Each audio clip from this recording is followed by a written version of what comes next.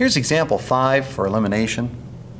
Before we jump into the problem, let's inspect the standard form equations that were given to us. For equation 1, we have 2x plus 3y equal 9. For equation 2, we have 2x plus 3y equals 5. If I were to extract slopes from each of these equations, the slope would be 2 over 3, change the sign, so the slope would be negative 2/3. For the second equation, the slope would be negative 2/3. It's going to be the same thing. So that tells me that these equations are either parallel or they coincide.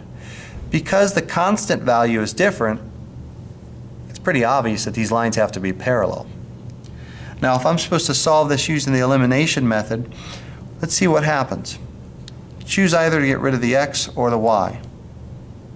In this case, I'm going to choose to get rid of the x, so I want the x's to be equal but opposite. I can achieve this by multiplying the second equation by negative 1. So I'll rewrite the first equation, 2x plus 3y equals 9. I rewrite the second equation after I distribute.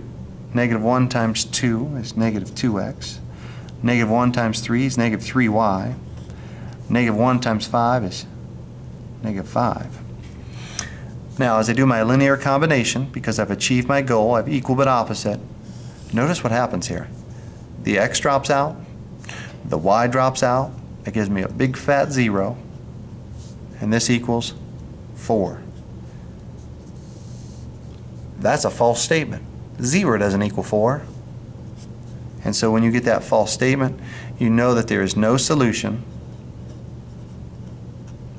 And with no solution, that means there's parallel lines.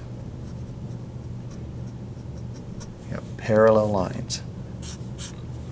A similar thing would happen if you had the same line, except for down here it would be 0 equaling 0. So if you get the true statement, 0 equals 0, you say that they coincide. If you get a false statement, such as 0 equal 4, crazy talk, you say parallel lines.